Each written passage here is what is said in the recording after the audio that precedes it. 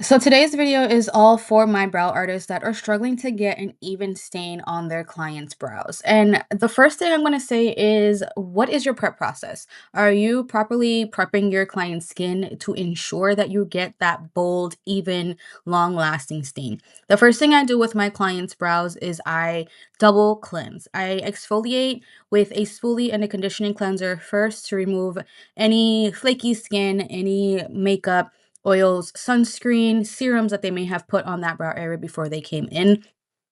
Then I go in with my Supercilium brow cleanser, and I found that either using this product or alcohol prep pads really helps to ensure that you have a dry, oil-free canvas to start with, because any oils on the skin is going to prevent your product from lasting on the skin and staining evenly on the skin. The other thing I've noticed too is that if the client's brows have flaky areas, that's going to result in an inconsistent final result as well. So you want to make sure to tackle all those areas first before you apply any product or you map their brows at all. Once the client's brows are mapped and they confirm the shape, I usually start with a thin layer of the brow stain, and I stamp that starting from the middle of the brow all the way to the tail. And then I go towards the front of the brow. I don't necessarily do the head of the brow at this point, but I will stamp that product into place, and then I take my interdental brush and I brush that through. I found that helping brushing the product through the brows really ensures that the product is getting on the skin, because that's how we create the stain. The stain doesn't stain the brow hairs, it stains the skin. So if you're working with a client that has really, really thick, dense brows, this tip is going to definitely help you ensure that you have that even staining that you're looking for. And then if the client has really sparse brows, this helps as well, because it helps you kind of move the product around and get an even layer, because you're stamping the product on the skin, but brushing it through, make sure that it's nice and evenly spread throughout the brow. Then I go in and I do the front of the brow with the first layer. Now, the second layer that you're seeing me do is going to be a thicker layer than the first one, because this is going to enforce and help create that bold brow that we're looking for. Whether you're using a dark stain or using a lighter stain, this is the tip and the number one trick. Do that second layer. And you're going to do the second layer the same way that you do the first layer, working from the middle of the body back to the tail, and then you're going to fill in the rest of the brow. Again, leaving the front of the brow for last, because we do not want a heavy, thick, dark head of the brow, because that looks unnatural. So you're basically going to do 2 layers of the stain.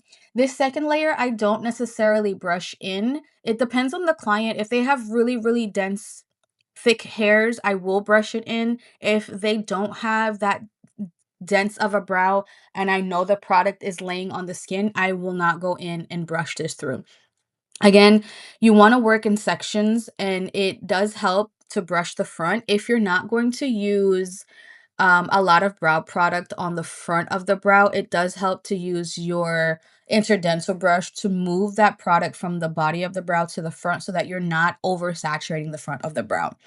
Now, this is my number 3 tip and trick that I think you should be doing. I really, really love these cotton tipped toothpicks. I feel like these get me the most crisp lines that I can possibly get.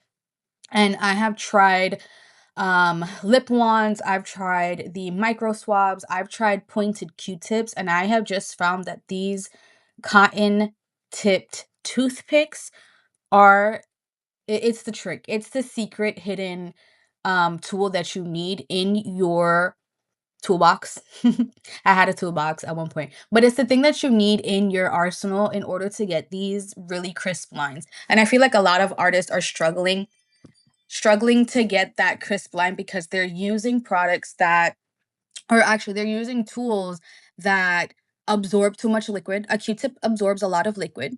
A lip swab is going to absorb a lot of liquid. So once you place it on your client's skin, that liquid is going to spread. So I've basically found that using Q-tips, whether it be regular Q-tips or pointed Q-tips or the lip swabs, they absorb a lot of liquid, whether it be your distilled water or the pre-wax cleanser that you're using to clean up your brow shape. Once you place that tool onto the skin, you're basically going to kind of flood that area with the liquid that the tool has absorbed. So for example, if I decide to use a Q-tip and I absorb too much distilled water in my Q-tip and I lay that onto my client's skin to clean up the tail of her brow, it's very possible that I flood the tail of her brow, and now basically I have to go back and double back and fix that. When it was already perfect, I just had one little spot that needed to be fixed. So I really like using the cotton tipped toothpicks for that because it kind of just avoids, like, if you're going to do something, avoid the variables at all costs. You're going to have variables with your client's skin and color theory and stuff like that. Like, get the tools that are going to work for you and not you have to work for the tool.